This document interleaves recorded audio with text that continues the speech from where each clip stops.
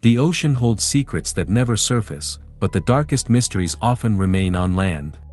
In September 1999, a wooden sailing boat left the historic port of Saint Malo, France. On board was Dr. Yves Godard and his two young children, Camille and Marius. They told neighbors they were going on a short vacation to enjoy the late summer sun. They sailed out into the vast Atlantic and never returned to shore.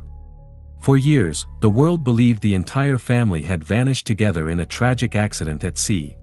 However, when the police conducted a forensic search of the family home, a much more disturbing reality began to emerge. Evidence found in the house suggested that Marie France, the mother, had lost her life before the boat even left the dock. This is the story of a father's calculated flight, a series of false leads, and a disappearance that took decades to piece together. Let's go deep into the well.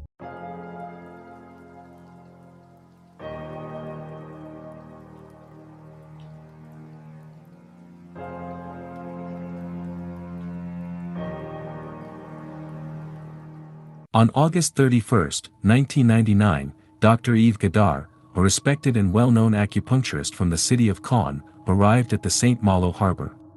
He rented a beautiful wooden sailboat named the Nick, a vessel large enough for a family but small enough for a single experienced sailor to handle. He informed the rental office and his local neighbors that he was taking his wife and two young children for a short, relaxing cruise along the scenic French coast. To any observer watching from the stone walls of the harbor, it appeared to be a normal and happy departure. But witnesses later recalled that something about the scene felt incomplete. Yves was seen loading the boat entirely on his own with his children, Marius, who was only 4, and Camille, who was 6. Marie France was nowhere to be seen during the entire loading process. Yves acted with a calm and professional demeanor, showing no signs of distress or hurry. As the boat vanished over the horizon and into the English Channel, no one could have known that this was the beginning of one of the most baffling maritime mysteries in modern history. The doctor was a skilled sailor, and he was heading into open waters with a plan that only he understood. The authorities later realized that the timeline of his departure was carefully managed to provide him with a significant head start before anyone would notice the family was missing. When the family failed to return by September 5, the police were alerted and entered the Godard family home in the quiet village of Tilly-sur-Seulles. They expected to find a house ready for a family's return from vacation. Instead, they walked into a silent scene that raised immediate red flags. Using advanced forensic chemicals like luminol, investigators discovered significant traces of blood that had been carefully cleaned from the bedroom floor and the living room area. DNA tests soon confirmed that the blood belonged to Marie France Godard. Despite the presence of such evidence, the neighbors reported hearing no struggle or unusual noises in the days leading up to the departure. The house was left in an orderly state, suggesting that the event had been handled with a chilling level of precision. It became increasingly clear to the investigators that the family vacation was merely a cover story to mask a darker event. Marie France had never stepped foot on that boat. She had lost her life within the walls of her own home, and her body had been removed before Yves took the children to the harbor. The search for a missing family suddenly transformed into a manhunt for a father who was already miles away at sea, protected by the fog and the deep waters of the Atlantic. While the police were busy analyzing the grim discoveries in the family home, the sailboat Nick was being spotted by several witnesses along the coast.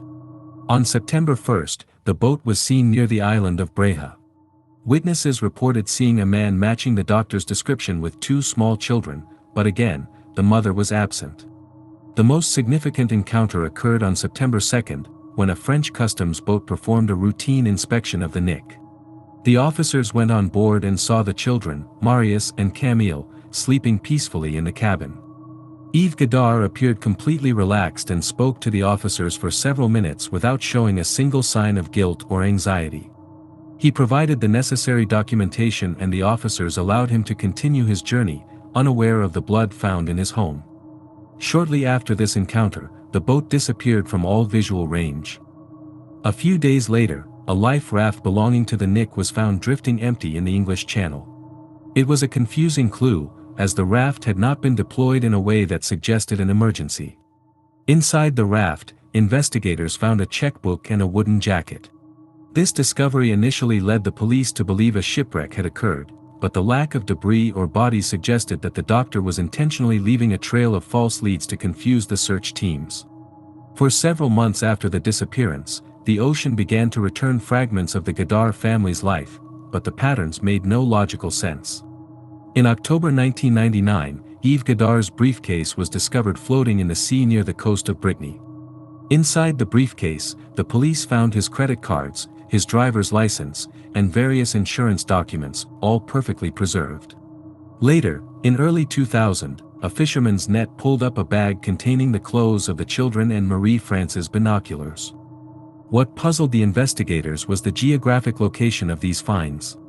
Based on the natural currents of the English Channel, these items should have drifted in a completely different direction. Oceanographic experts concluded that these objects were likely dropped into the water by hand months after the boat had vanished. This raised the terrifying possibility that Yves Godard was still alive, living as a fugitive on a remote island or moving between ports, and was deliberately dropping his belongings to keep the police guessing. The trail of evidence seemed too curated, as if someone was playing a psychological game with the authorities from the shadows. Every piece of evidence found on the beaches only served to make the mystery more complex and the true timeline of the events more difficult to establish. The most tragic and definitive turn in the investigation occurred in June 2000, nearly a year after the family left Saint Malo. A commercial fishing boat working near the coast of Saint Malo pulled up a human skull in its heavy nets. Forensic DNA testing was conducted immediately, and the results confirmed the worst fears of the family and the public. The remains belonged to 4-year-old Marius Godard. This discovery was a turning point, as it provided the first concrete proof that the children had indeed perished at sea. There were no signs of physical trauma on the skull that could explain how the boy had passed away, leaving investigators to debate whether the boat had suffered a sudden accident or if Yves had chosen a darker path for his children. The discovery of Marius ended the hopeful theories that the children were being hidden away in a foreign country under new identities. Yet the remains of the young daughter, Camille, and the father, Yves, were still nowhere to be found. The ocean had finally begun to reveal the scale of the loss, but the silence of the waves still covered the most important details of what happened during those final hours on the sailboat Nick. Despite one of the most expensive and technologically advanced underwater searches in French history, the sailboat Nick was never located. A wooden vessel of its size, if it had sunk naturally, should have left a significant debris field on the seabed, including the engine and heavy ballast. Search teams used side-scan sonar and deep-sea divers to explore every square mile of the area where the family was last seen, yet they found nothing. This total absence of the hull led to intense speculation.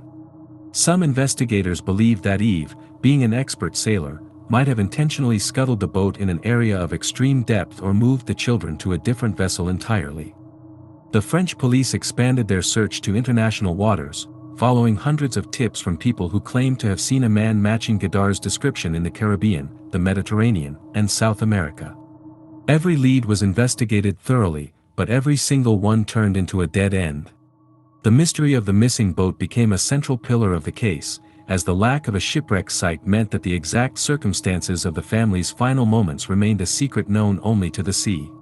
The mystery reached its final major milestone in 2006, 7 years after the family's departure. A group of divers, who were actually searching for a different historical wreck, discovered a femur and a tibia at the bottom of the English Channel. DNA testing confirmed that these bones belonged to Dr. Yves Godard.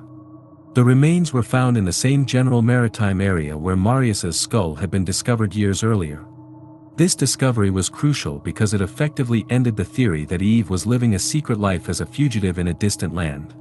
It was now almost certain that the doctor had passed away shortly after the boat disappeared in 1999. The bones showed no signs of violence, but their location at the bottom of the sea confirmed the tragic end of the doctor's journey. Despite this find, the remains of the young daughter, Camille, were still missing, leaving a lingering void in the investigation. The discovery of the father's bones provided a somber closing point for the manhunt, proving that no one who boarded the Nick that day had survived. It shifted the focus from finding a fugitive to understanding the motive behind such a devastating series of events.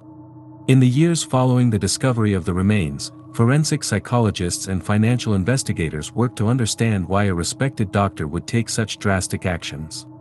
They looked deep into the life of Yves Godard and found a man who was under extreme internal and external pressure.